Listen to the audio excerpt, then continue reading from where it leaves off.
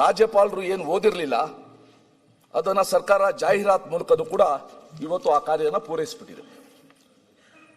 Sir, ಈಗ ರಾಜ್ಯಪಾಲರ ಹತ್ರ ಅನೇಕ ಸಂಗತಿಗಳನ್ನ ಹೇಳಿಸಿದ್ದಾರೆ. ಅದು ಓದುವಾಗ ನನಗೆ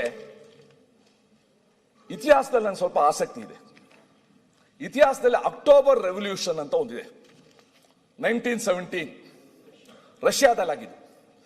ಬೋಲ್ಶಿವಿಕ್ಸ್ ಎಲ್ಲ ಬಂದು ಆ ಕ್ಯಾಪಿಟಲಿಸ್ಟ್ ತೆಗೆದಾಕಿ later on it become communist party. October ಕ್ರಾಂತಿ ಬಹಳ ಮಹತ್ವದ ಸಂಗತಿ. ನಮ್ಮ ರಾಜ್ಯದಲ್ಲಿ ನವೆಂಬರ್ ಕ್ರಾಂತಿ ಆಗುತ್ತೆ ಅಂತ ಶುರು ಮಾಡಿದ್ರು. ಯಾವಾಗ ಶುರು ಮಾಡಿದ್ರು? ಕಳೆದ ಆಗಸ್ಟ್ ಇಂದ ನವೆಂಬರ್ ಕ್ರಾಂತಿ ಆಗ್ಬಿಡುತ್ತೆ, ನವೆಂಬರ್ ಕ್ರಾಂತಿ ಆಗುತ್ತೆ ಅಂತ. ಡಿಸೆಂಬರ್ ಕ್ರಾಂತಿ ಇಲ್ಲ, ಇವಾಗ ಜನವರಿ ಪೋಸ್ಟ್ಪೋನ್ ಆಗಿದೆ. ಇದರಿಂದ ಏನಾಗ್ತಾ ಇದೆ, ಅಧಿಕಾರಿ ವರ್ಗದಲ್ಲಿ ಒಂದು ಅನಿಶ್ಚಿತತೆ ಇದೆ.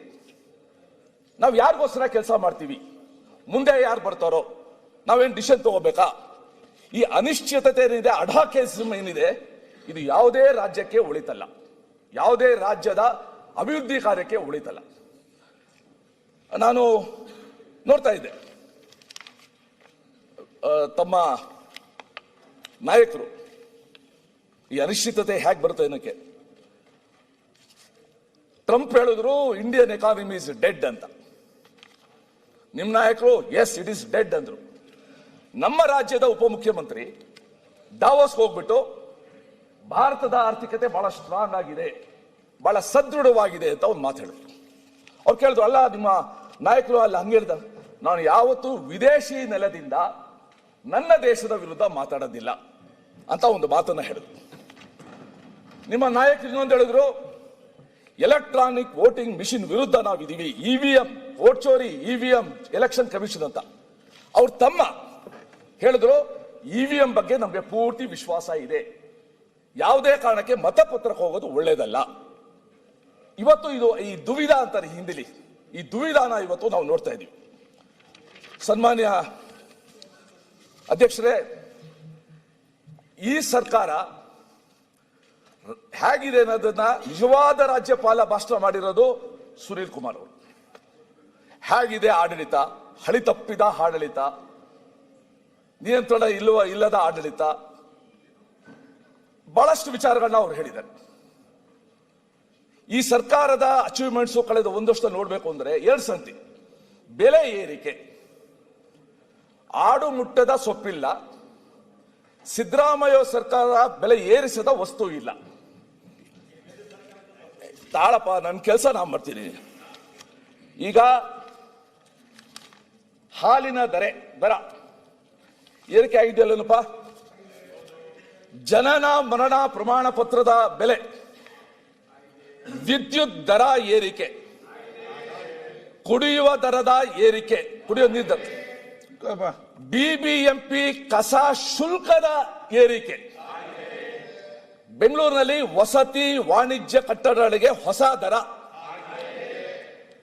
ಬಸ್ ಟಿಕೆಟ್ ದರ, ಬಿಡಿಎ ಆಸ್ತಿ ತೆರಿಗೆ, ಡೀಸೆಲ್ ಸೆಸ್, ಅವರ ಅವಧಿಯಲ್ಲಿ ರಿಜಿಸ್ಟ್ರೇಷನ್ ಸೆಸ್, ಅಫಿಡವಿಟ್ ಬೆಲೆ,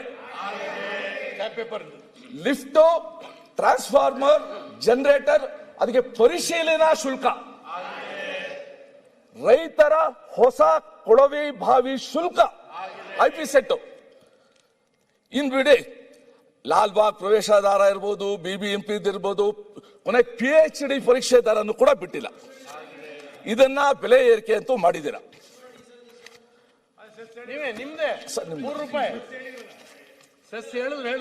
ಎರಡನೇದು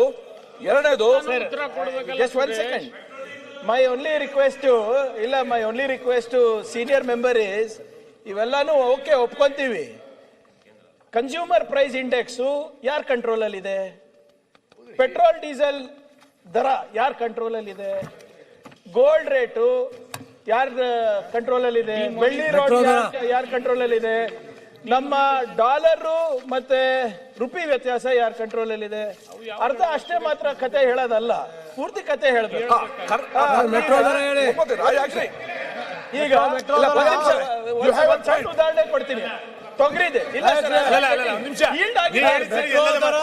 Yield ಆಗಿದೆ. ಸಾಮಾನ್ಯ ಜನ ಸರ್, ಚರ್ಚೆ ಕರ್ನಾಟಕ ಮಾಡೋಣ, ಚರ್ಚೆ ಮಾಡೋಣ. ನೀವು ವಿಶ್ವಮಾನವರು ಚರ್ಚೆ ಅಲ್ಲ, ಮಾಡೋಣ. ಎಲ್ಲ ವಿಷಯದ ಬಗ್ಗೆ ನೀವು ಮಾತಾಡಿ. Consumer price ನಾವೆಲ್ಲ index ಸಾಮಾನ್ಯ ಜನ ಇಲ್ಲಿ ಇಲ್ಲ, ಮಾತಾಡ್ತೀವಿ. ಸುನಿಲ್ ಅಣ್ಣ. ನೀವು ವಿಶ್ವಮಾನವರು ಅಲ್ಲ, ನಾವು ಉಳಿದೆಲ್ಲ ಮಾತಾಡ್ತೀವಿ. ಇಲ್ಲ, ಸರ್. ಸಭಾಧ್ಯಕ್ಷರೇ, ಪಾರ್ಲಿಮೆಂಟ್ ನಲ್ಲಿ ಮಾತಾಡ್ರಿ. ಒಂದ್ ಸೆಕೆಂಡ್ ರಾಮೂರ್ತಿ, ಒಂದ್ ಸೆಕೆಂಡ್ ಸುರೇಶ್ ಕುಮಾರ್ ಅವರೇ, ಒಂದ್ ನಿಮಿಷ ಸರ್. ಚವಾನ್ ಇಲ್ಲ ಅಧ್ಯಕ್ಷರೇ, ನಂದೇನು ಬೆಳ್ಳಿ ಚಿನ್ನ ಬಿಟ್ಬಿಡೋಣ, ಆಯ್ತು ಬಿಡಿ.